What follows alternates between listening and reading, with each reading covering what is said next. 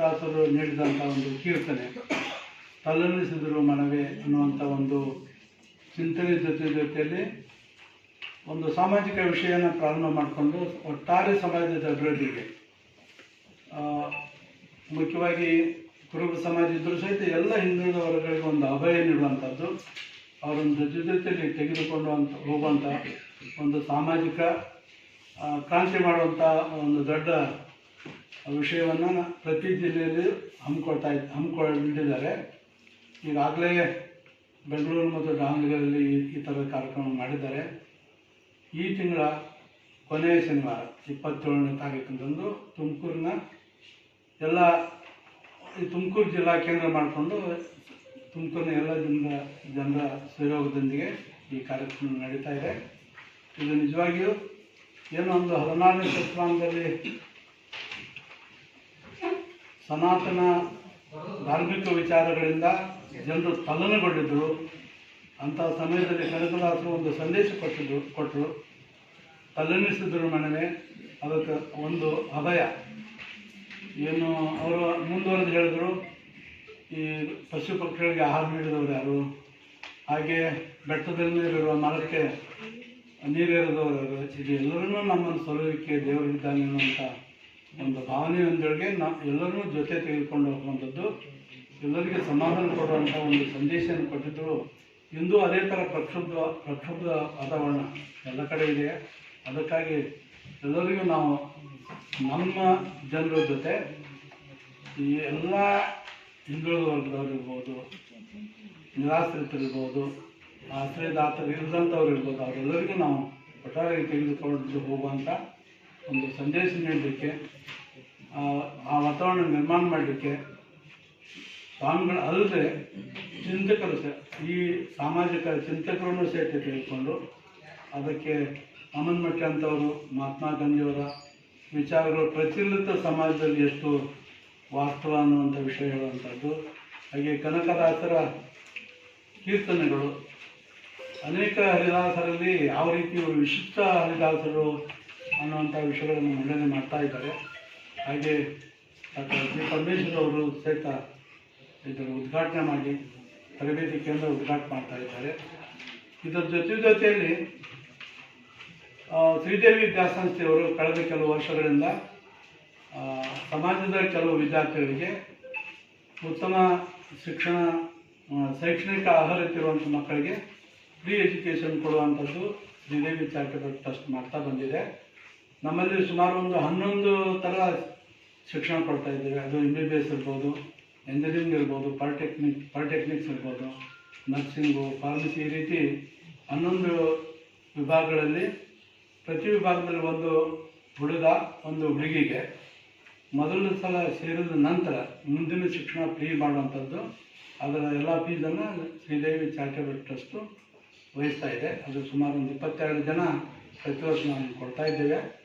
ಅದು 4 ವರ್ಷ ನಮ್ಮದು ಸುಮಾರು 80-100 ಜನ ಆಗ್ತಾರೆ. ಸುಮಾರು 1.5-2 ಕೋಟಿಯಷ್ಟು ಶ್ರೀದೇವಿ ಚಾರಿಟಬಲ್ ಟ್ರಸ್ಟು ಈ ಥರ ಪ್ರತಿಭಾವಂತ ಮಕ್ಕಳಿಗೆ ಫ್ರೀ ಶಿಕ್ಷಣ ಕೊಡಲಿಕ್ಕೆ ವ್ಯಯ ಮಾಡ್ತಾ ಇದೆ. ಆ ಸಮಾರಂಭವು ಸಹಿತ ಒಂದು ಶ್ರೀಗಳಿಂದ ಮತ್ತು ಡಾಕ್ಟರ್ ಜಿ ಪರಮೇಶ್ವರ್ ಅವರಿಂದ ಆ ಸರ್ಟಿಫಿಕೇಟು ಮಕ್ಕಳಿಗೆ ವಿತರಣೆ ಮಾಡಲಾಗ್ತದೆ. ಈ ಥರದ ಒಂದು ವಿಶಿಷ್ಟ ಕಾರ್ಯಕ್ರಮ. ತಾವೆಲ್ಲರೂ ಇದನ್ನು ವಿಸ್ತೃತವಾಗಿ ಈ ಚಿಂತನಾ ಕಾರ್ಯಕ್ರಮಕ್ಕೆ ಕಾಗಿನೆಲೆ ಮಹಾಸಂಸ್ಥಾನದ ಜಗದ್ಗುರುಗಳಾದಂಥ ಶ್ರೀ ನಿರಂಜನಾನಂದ ಪುರಿ ಮಹಾಸ್ವಾಮಿಗಳು ದಿವ್ಯ ಸಾನ್ನಿಧ್ಯ ವಹಿಸ್ತಾ ಇದ್ದಾರೆ. ರಾಮಕೃಷ್ಣ ವಿವೇಕಾನಂದ ಆಶ್ರಮದ ಪೂಜ್ಯರಾದಂಥ ಶ್ರೀ ವೀರೇಶಾನಂದ ಸರಸ್ವತಿ ಮಹಾಸ್ವಾಮಿಗಳು ಭಾಗವಹಿಸ್ತಾ ಇದ್ದಾರೆ. ಹಾಗೆ ಹಿರಿಯ ಚಿಂತಕರಾದಂಥ ಶ್ರೀ ದಿನೇಶ್ ಅಮೀನ್ಮಟ್ಟಿ ಅವರು ಹಾಗೂ ಪ್ರೊಫೆಸರ್ ನಾಗೇಂದ್ರ ಕುಮಾರ್ ಅವರು ಅವರ ಚಿಂತನಾ ವಿಷಯಗಳನ್ನು ಮಂಡನೆ ಮಾಡ್ತಾ ಇದ್ದಾರೆ. ಈ ಸಮಾರಂಭದಲ್ಲಿ ಮುಖ್ಯ ಅತಿಥಿಗಳಾಗಿ ನಮ್ಮ ರಾಜ್ಯದ ಗೃಹ ಸಚಿವರು ಮತ್ತು ತುಮಕೂರು ಜಿಲ್ಲಾ ಉಸ್ತುವಾರಿ ಸಚಿವರಾದಂಥ ಡಾಕ್ಟರ್ ಜಿ ಪರಮೇಶ್ವರ್ ಅವರು, ಈ ಸಮಾರಂಭ ಉದ್ಘಾಟನೆ ಮಾಡ್ತಾ ಇದ್ದಾರೆ. ಅದರ ಜೊತೆಯಲ್ಲಿ ಒಂದು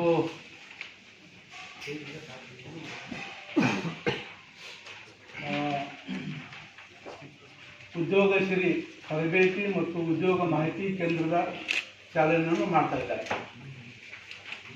ನಮಗೆಲ್ಲ ಗೊತ್ತಿದ್ದಂತೆ 1992ರಲ್ಲಿ ಕುರುಬ ಸಮಾಜದ ಎಲ್ಲ ಹಿರಿಯರು ಒಗ್ಗಟ್ಟಾಗಿ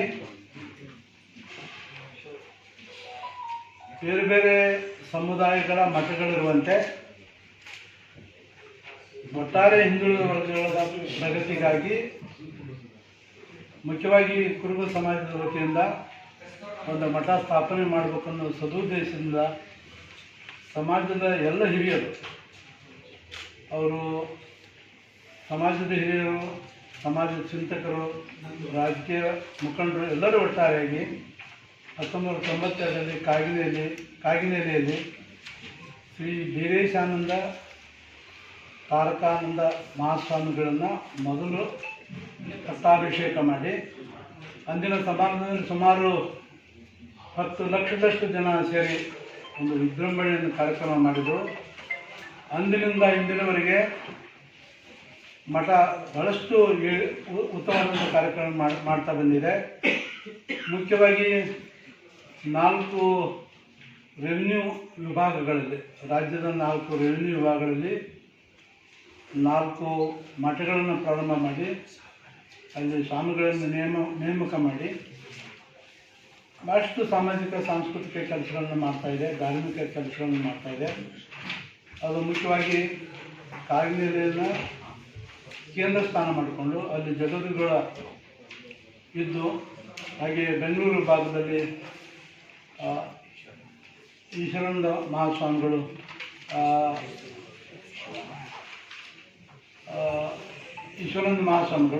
ಹಾಗೆ KR ನಗರದಲ್ಲಿ ಶಿವಾನಂದ ಮಹಾಸ್ವಾಮಿಗಳು, ಹಾಗೆ ಚಿಂತ್ರಿ ಬ್ರಿಡ್ಜ್ನಲ್ಲಿ ಸಿದ್ದರಾಮಾನಂದ ಮಹಾಸ್ವಾಮಿಗಳು, ಹೀಗೆ 4 ಡಿವಿಷನ್ನಲ್ಲಿ 4 ಸ್ವಾಮಿಗಳು ಮಠಗಳನ್ನು ಪ್ರಾರಂಭ ಮಾಡಿ ಒಟ್ಟಾರೆ ಸಮಾಜದ